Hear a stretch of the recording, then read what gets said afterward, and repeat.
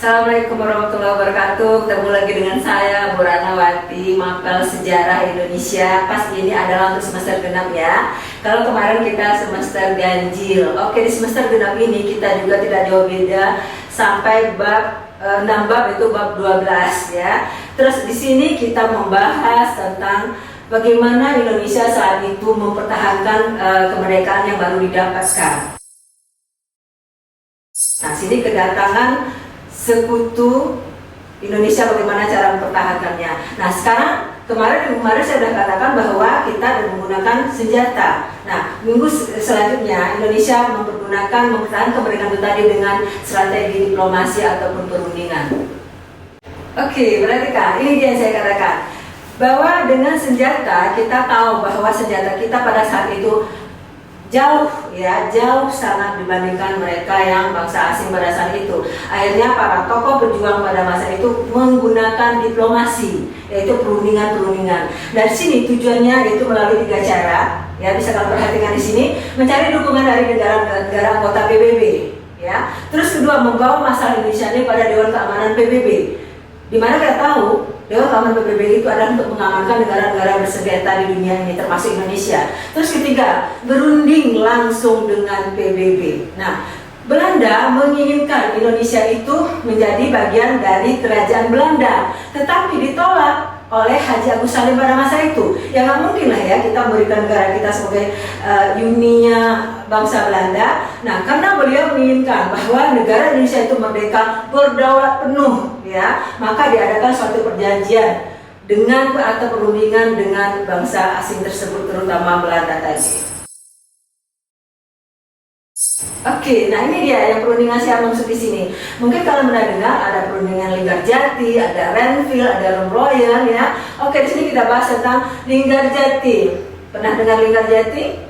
Linggarjati adalah suatu nama desa, nama daerah di Cirebon. Kalau kalian pernah ke Cirebon, di sana ada satu gedung ya. Di sana saya sudah pernah sampai di sana. Di sana tuh ada di dalamnya dibuat dokumen-dokumen tentang meja bundar, tentang bendera Indonesia, tentang semua wakil-wakil yang datang berunding itu tadi. Nah, kalian harus ingat bahwa pada masa itu ya, atau dari zaman-zaman dahulu juga, bahwa suatu acara dilakukan atau suatu pembangunan dilakukan di dalam satu daerah itu berdasarkan daerah tempat tinggal tersebut. Contoh Linggarjati. Linggarjati adalah nama tempatnya. Nah, ini berlangsung di Cirebon, Jawa Barat ya, perhatikan, yaitu sekitar 10 November 1946. Dari Indonesia diwakili oleh Sultan Syahrir, Muhammad Rum, ya, ini Rombroyan ya, Mr. Susanto dan Dr. Akagani. Terus dari pihak Belanda oleh Profesor Willem ya, Van Mock dan Max van Vol, dan kemudian mereka sebagai mediatornya, orang tengahnya adalah Lord Killen. Nah, Lord Killen ya dari Inggris. Nah, pada saat itu Syahrir menjabat sebagai Perdana Menteri Indonesia, yaitu dari Partai Sosialis. Nah, ini dia isi perjanjian dari atau perundingan Linggarjati tadi. Nah, ini ya, ini namanya termasuk dalam diplomasi, karena tidak menggunakan senjata tapi menggunakan perundingan. Nah, salah satu atau ada beberapa kriteria isi di sana, kalian bisa perhatikan di sini. Belanda mengakui secara de facto wilayah meliputi Sumatera, Jawa dan Madura.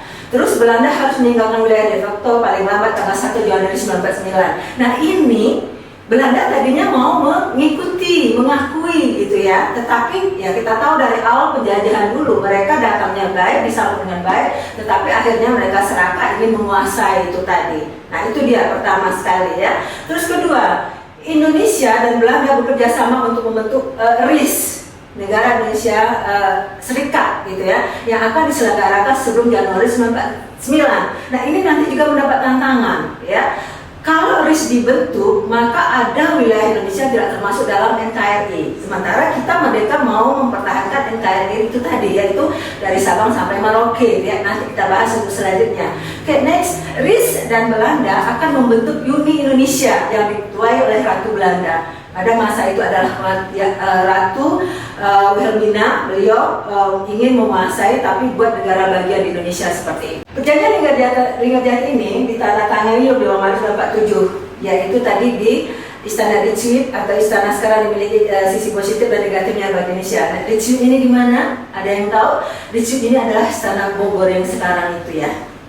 Nah itu sisi positifnya perjanjian ini mengakui secara de facto wilayah meliputi Sumatera, Jawa, dan Madura itu tadi, itu positifnya. Nah sedangkan negatifnya sesuai dengan wilayah Hindia Belanda. Ingat, Hindia Belanda itu bukan Belanda ya, Hindia Belanda itu adalah wilayah Indonesia sebutan pada zaman Belanda, itu Indonesia yang seharusnya meliputi wilayah Sabang sampai Merauke, tetapi nanti kalau ada risk ini maka mereka akan ada yang terkat seperti Indonesia bagian timur. Itu nanti selanjutnya pasti akan saya jelasin.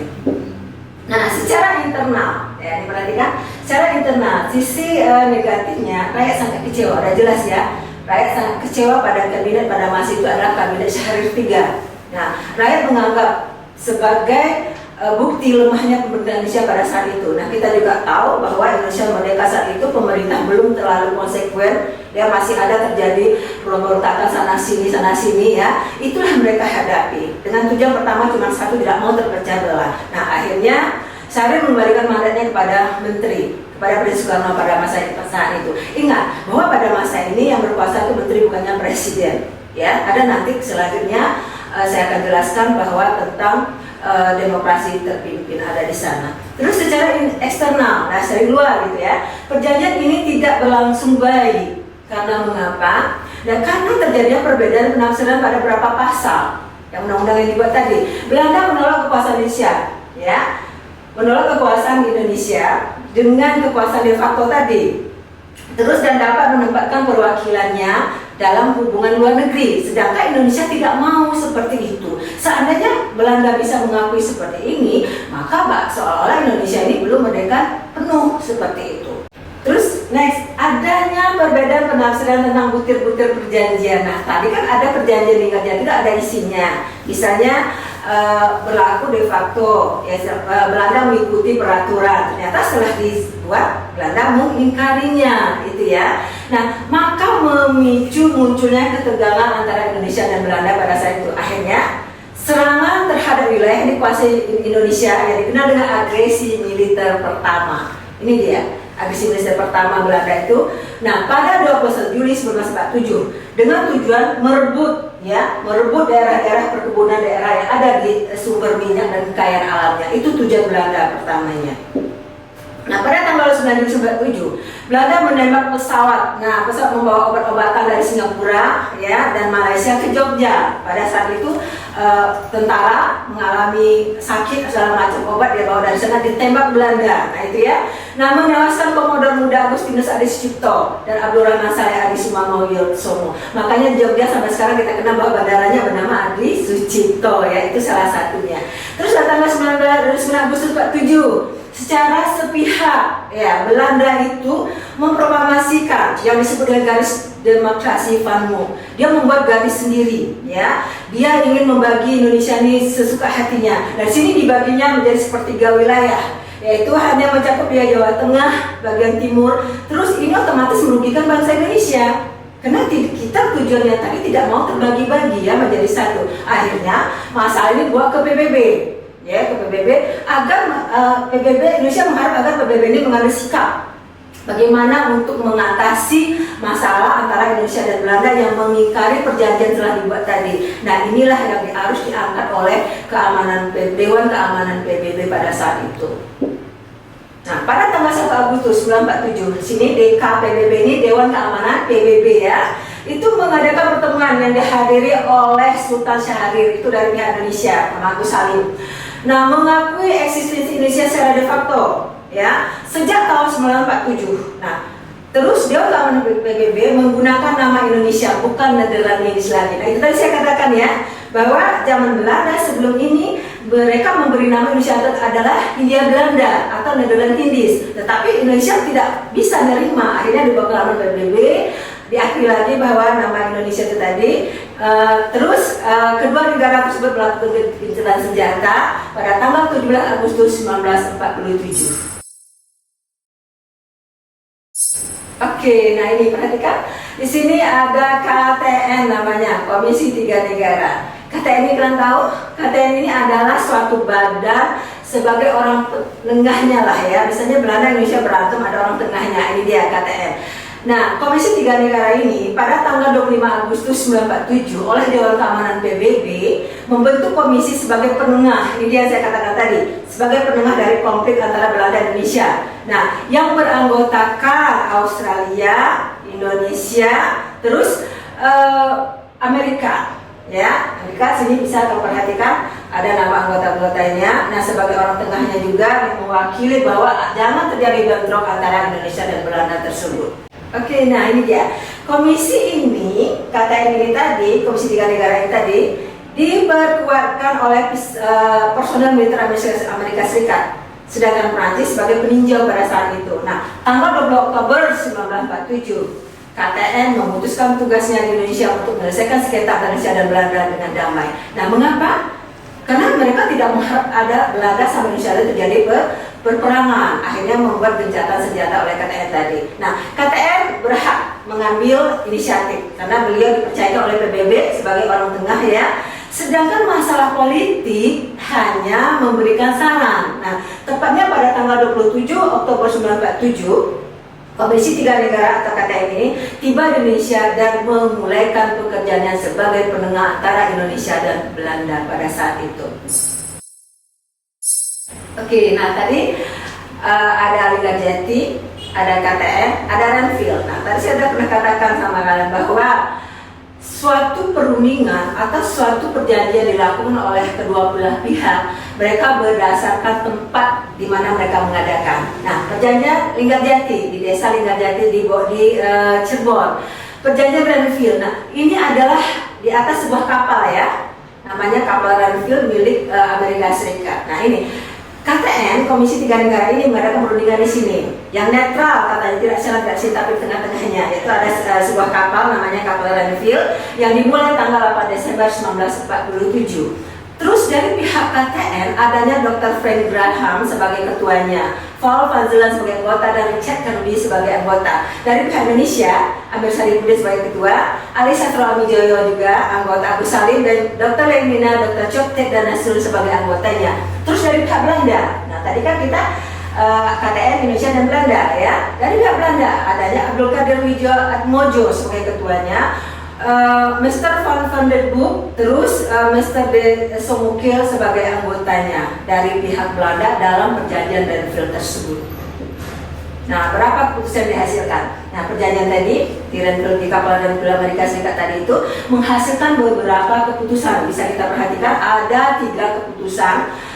Satu, Indonesia setuju dibentuknya negara serikat, RIS tadi ya, pada masa peralihan sampai pengakuan sejarah kedaulatan. Tadi kan belum diakui secara penuh, akhirnya bisa menyetujui, oke katanya. Terus yang kedua, Belanda bebas mendirikan negara federal di daerah yang didudukinya, tetapi harus jajak pendapat terlebih dahulu. Misalnya seperti ini, Belanda mau mendirikan di wilayah Jogja misalnya gitu, tapi harus berunding dulu dengan pemerintah Indonesia, bukan main diri sendiri aja seperti itu.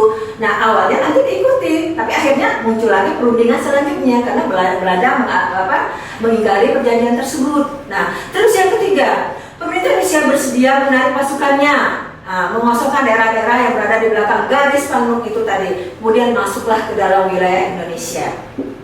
Nah, keempat, perjanjian ini sangat merugikan bangsa Indonesia. Ya jelas ya, merugikan bangsa Indonesia. Kenapa?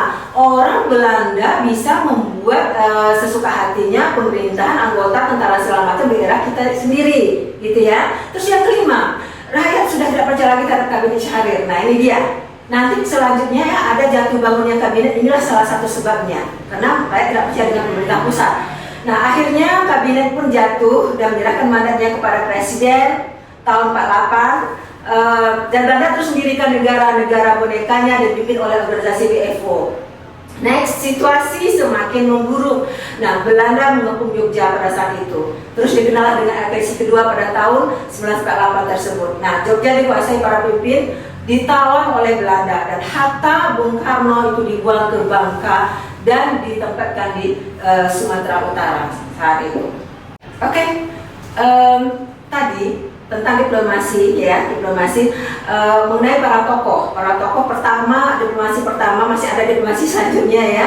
Di sana tadi ada KTN, Renville, dan Linggarjati ya. Nah, itu salah satu merupakan strategi.